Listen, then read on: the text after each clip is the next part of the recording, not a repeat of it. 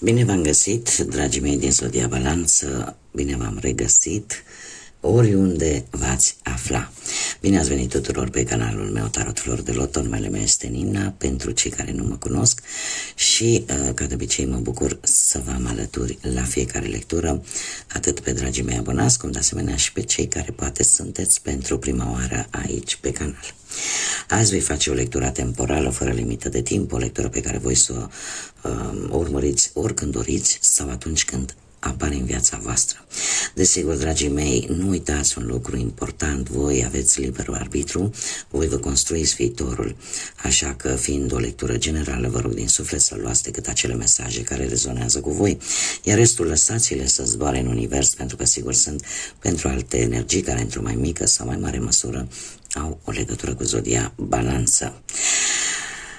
Așa că, dragilor, toți cei care aveți Soarele, Luna, Venus, Ascendentul sau oricare alt aspect astral important pentru voi din harta voastră natală și care are legătură cu Zodia Balanță, atunci această lectură este de asemenea și pentru voi.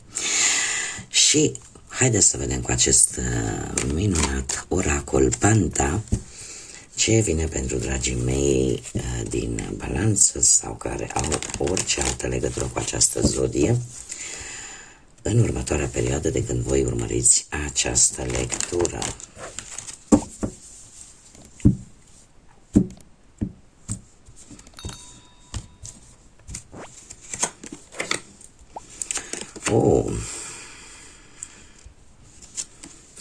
Dragilor, pentru unii dintre voi ați avut, cu ceva timp în urmă, ați avut parte de un câștig, care poate să fie, în prima fază, unul bănesc. E ca și cum a dat norocul peste voi, ați câștigat jackpot-ul, ca să zic așa. A fost o situație norocoasă, foarte norocoasă pentru voi, doar că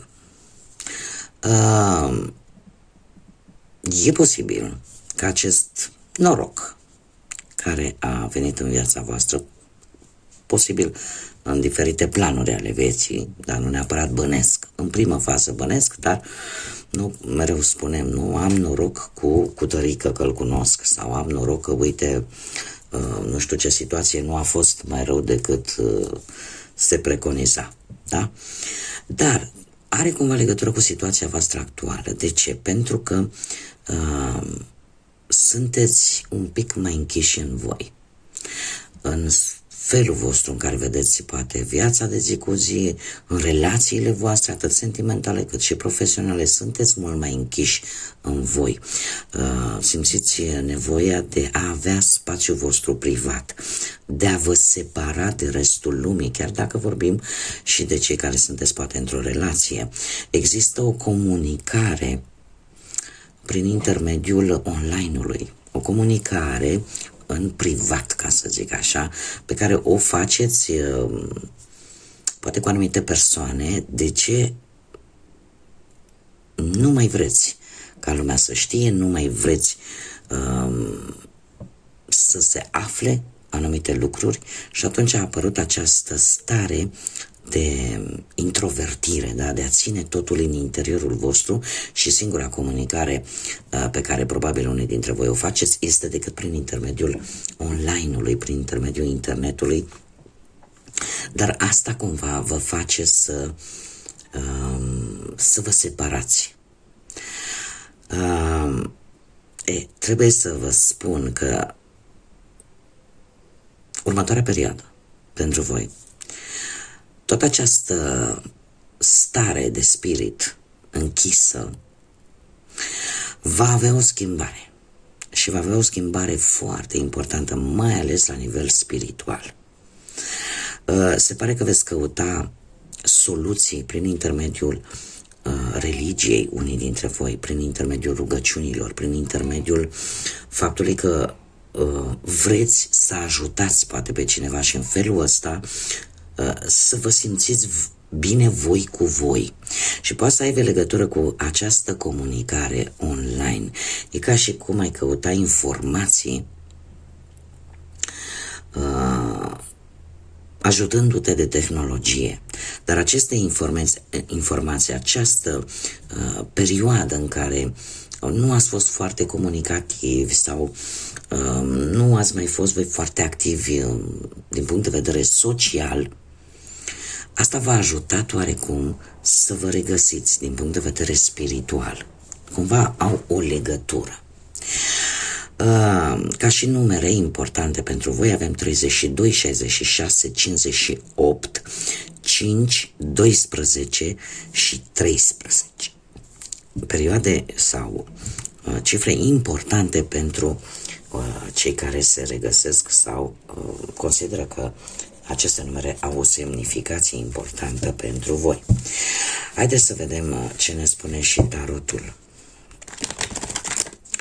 Ce vine pentru dragii mei din Balanță sau orice altă legătură ați avea cu această zodie, ce vine pentru voi în perioada imediat următoare de când urmăriți această lectură.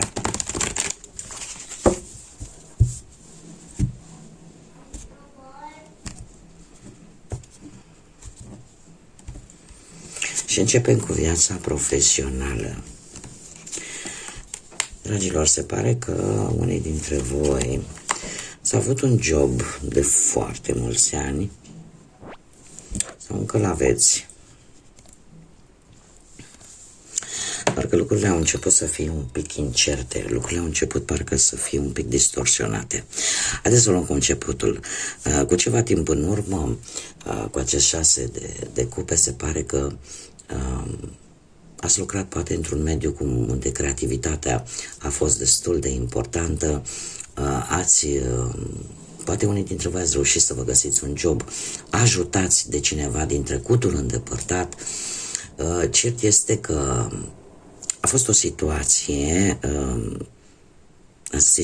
care are legătură cu trecutul foarte îndepărtat. Cum am mai spus, ori vreun job pe care voi l-ați avut de foarte mulți ani, ori faptul că ați obținut poate vreun post, ajutați de cineva din trecutul îndepărtat, dar în prezent avem Luna.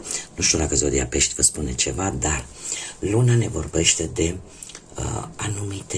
anumite temeri, anumite nesiguranțe. E ca și cum sunteți în așteptarea unui răspuns care, trebuie să vă spun că se va lăsa un pic așteptat acest răspuns legat de viața voastră profesională, nu va veni foarte repede,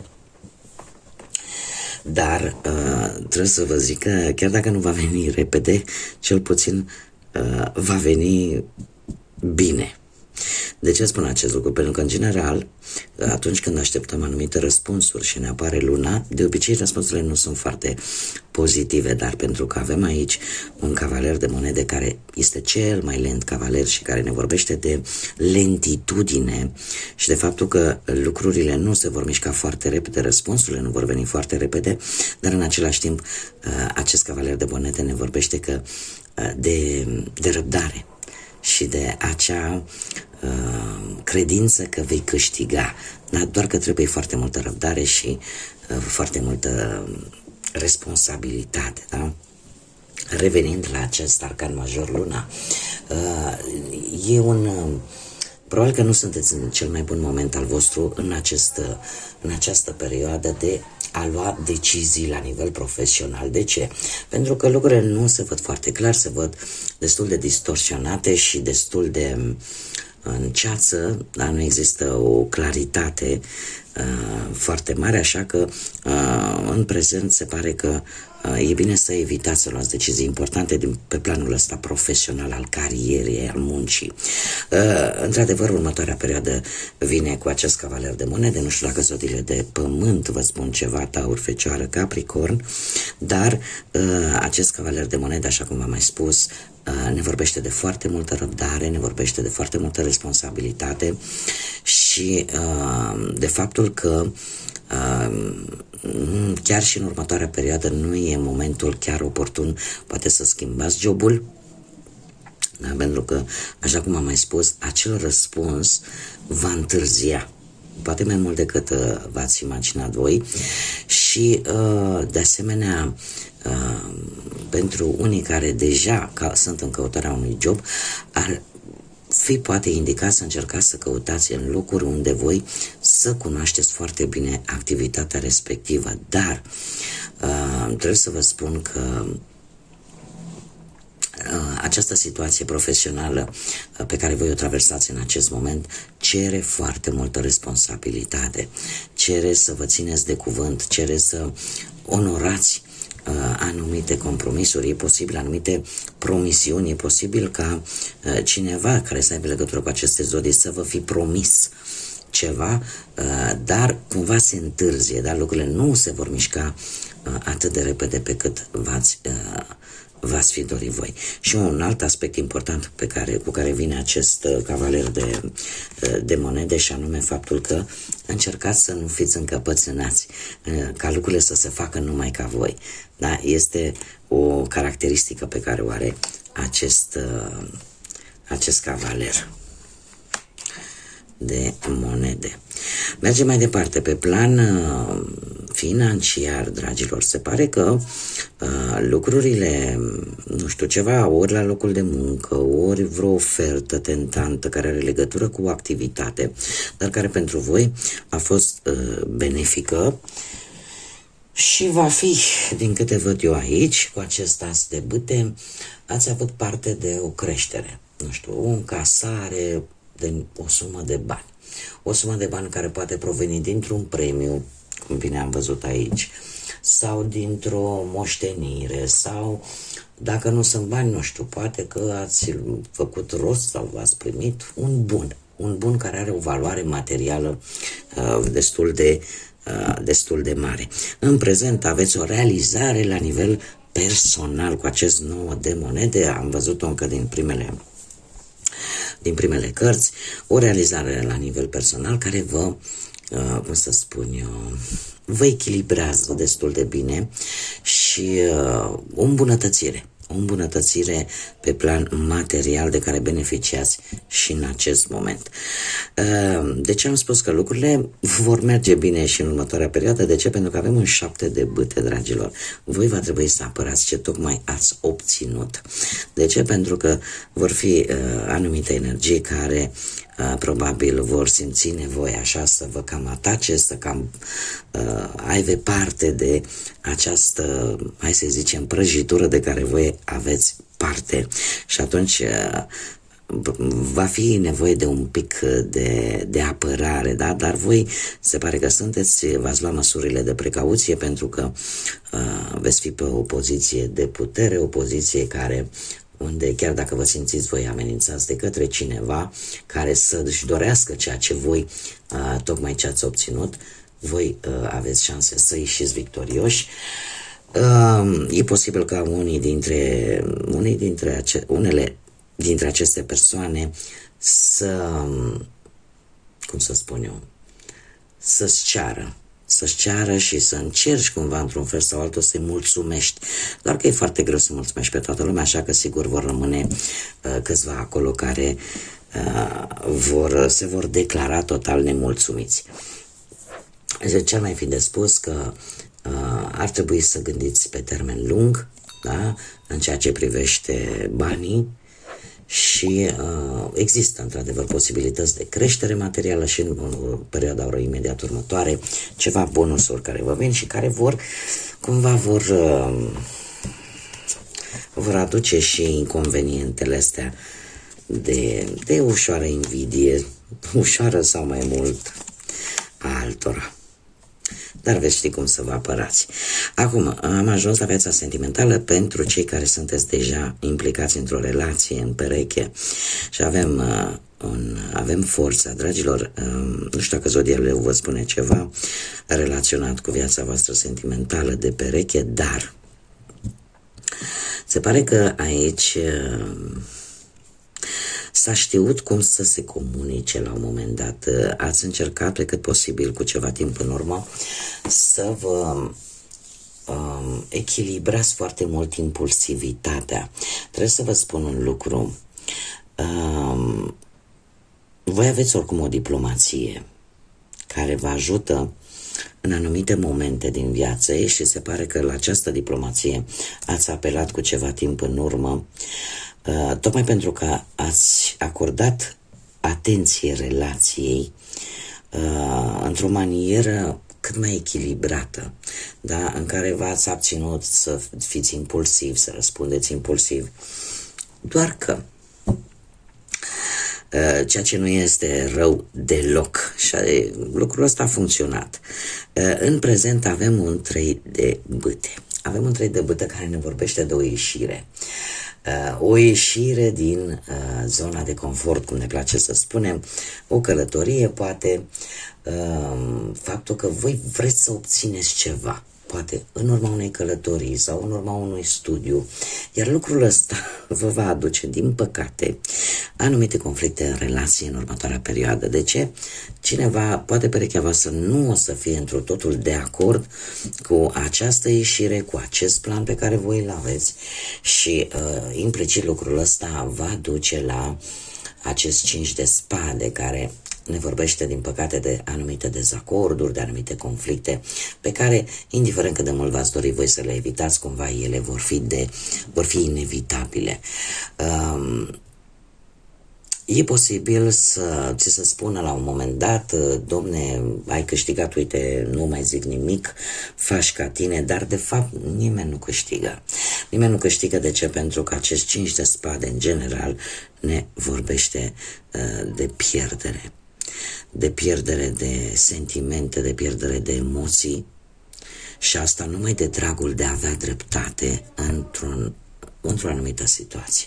Așa că mie cărțile îmi spun că următoarea perioadă pentru voi nu contează cine câștigă, sau mai bine zis, ceea ce contează e să vă alegeți cu mare grijă bătălia, să vă alegeți cu mare grijă luptele și să nu intrați într-un conflict, mai ales dacă aveți o relație care cumva vă mulțumește din punct de vedere emoțional, sentimental, să nu lăsați ca aceste orgolii în care eu am dreptate sau tu ai dreptate, da? Pentru că aici se poate împărți, puteți fi voi această persoană sau puteți fi cea care aparent ar fi câștigat. De fapt aici nu câștigă nimeni.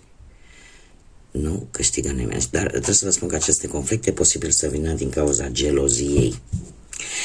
Mergem mai departe. Cei care sunteți singuri, dragii mei dragi, cei care sunteți singuri, viața voastră sentimentală se pare că dragii mei dragi, foarte romantici. Este interesant pentru că am perechea de foc, am suita regală a elementului foc.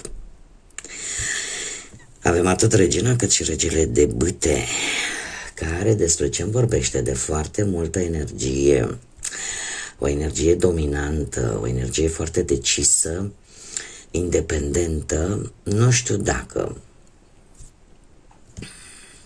nu cumva voi, poate aveți ascendentul, aveți planete în zodii de foc, berbec, leu, săgetător, și asta să vă poată influența pe partea asta emoțional, sentimentală, dar sunteți foarte deciși să nu vă lăsați până nu obțineți un anumit control, până nu obțineți o anumită independență în ceea ce privește viața voastră sentimentală. Iar faptul că avem această regină de bâte îmi spune că cu ceva timp în urmă, cumva, ori ați ieșit așa în lumina rampei, în lumina reflectoarelor, ați avut o activitate foarte intensă, poate prin intermediul internetului, sau poate ați avut un puseu, așa ca să zic, de autoestimă foarte mare și asta v-a făcut să vă simțiți bine în pielea voastră. Sau poate chiar ați cunoscut pe cineva cu aceste caracteristici care, într-un fel sau altul, poate vă ajutați să vedeți viața într-o altă lumină. Poate ați dezvoltat, nu știu, la locul de muncă o relație amoroasă sau o prietenie valoroasă. Sau poate pur și simplu ați reușit să găsiți iubirea prin intermediul internetului sau prin un eveniment artistic, vreun concert, vreo piesă de teatru, da? Ceva ce are legătură în primul și în primul rând cu faima, cu faptul că ești acolo în lumina reflectoarelor. Prezentul pentru voi, dragilor, cu acest rege de bâte, cum spuneam, acest rege de bâte în prezente se pare că nimic nu poate să vă oprească. Parcă nu mai vă este frică de provocări, parcă încercați așa să vă construiți pe termen lung un anumit plan, să vedeți mai mult către viitor. Dacă poate ați avut o perioadă grea, v-ați dat seama că totuși este temporară și nu va dura foarte mult. Cert este că tot ceea ce voi ați traversat în ultima vreme nu a făcut altceva decât să vă întărească, să vă facă să vă dați seama că totuși viața merită trăită. Este foarte interesant că apare totuși implicarea acestei energii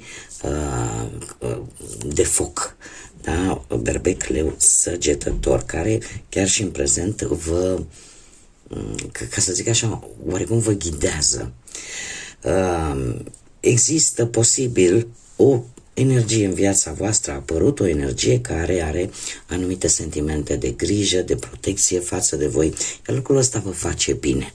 Următoarea perioadă pentru voi, dragilor, cu Marea Preoteasă, îmi vorbește de ceva magnetic, ceva romantic, ceva care nu se vede, dar se simte, și ceva intuitiv care vine în viața voastră. Sunt lucruri care, într-adevăr, poate nu trebuie rostite ca să le poți simți.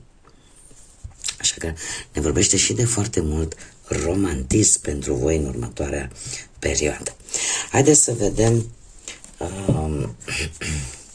ce ne spune acest oracol lunar pentru dragii mei din Balanță, ce mesaj aveți pentru ei.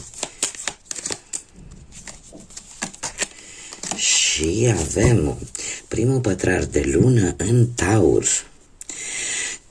Dă drumul controlului, eliberează acel control, eliberează, cum să spun eu,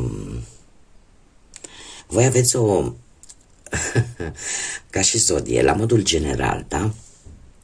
Ca și zodie, zodia Balanță are acea tentație de a deține controlul și în momentul în care voi simțiți că pierdeți acest control asupra unei situații, atunci e posibil să fiți un pic mai impulsivi, da? Și să iasă așa mici conflicte, dar se pare că este momentul să lăsați acest control, să lăsați ca lucrurile să se desfășoare după timpul lor divin, fără să a pierde controlul vis-a-vis de o anumită situație sau de o anumită, vis-a-vis de o anumită persoană. De fapt, este, mai ales dacă vorbim de o persoană, cer scuze pentru întrerupere, unde rămăsesem la a lăsa acea necesitate de a controla în momentul în care ne dăm seama că nu e neapărat necesar să controlăm o anumită persoană, de fapt îi respectăm liberul arbitru, libertatea de a alege, o libertate pe care o avem cu toții. Și în momentul în care dăm drumul unei situații sau controlului asupra unei situații, de fapt lăsăm acea situație să-și urmeze cursul său firesc.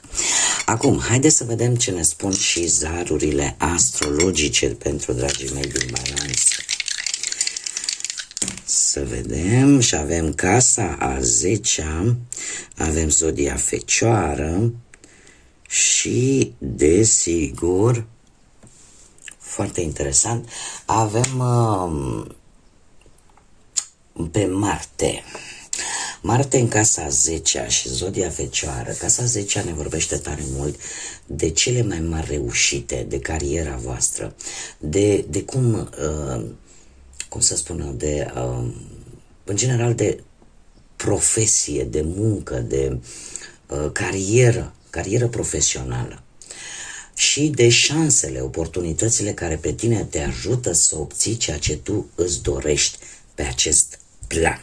Faptul că l-avem pe Marte, asta îmi spune că veți fi foarte energici, veți fi foarte ambițioși și vă veți construi așa un mecanism de apărare.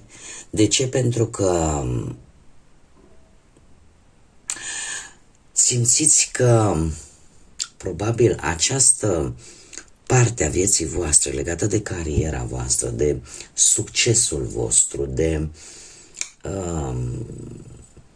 de ceea ce voi vreți să obțineți, de ceea ce voi vă doriți să obțineți, are nevoie și de a fi războinic, de a fi luptător, de a avea această energie a lui Marte. Trebuie să vă spun că această casa a 10-a este casa săgetătorului și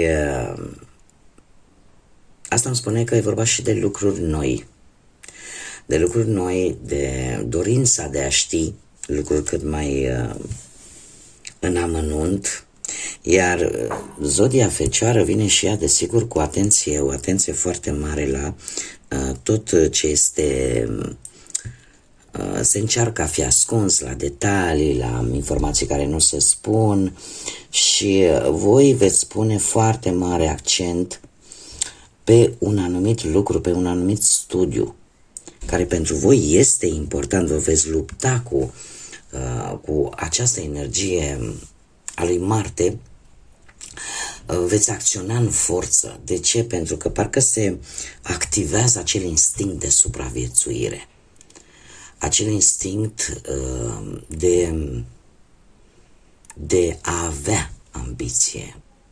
Dar în același timp e și un mecanism de apărare, de a păstra ceea ce pentru tine este important, ceea ce pentru tine contează foarte mult. Și atunci e ca și cum ți-ai construi acel mecanism de apărare, de supraviețuire, o voință extraordinar de mare de a nu pierde ceea ce pentru voi este important, ceea ce pentru voi reprezintă cea mai mare reușită din viața voastră, da? Sau care vă poate ajuta să obțineți ceva ce voi vă doriți, ceva ce este important pentru voi, în special este adevărat pe planul ăsta al carierei profesionale, în mod deosebit.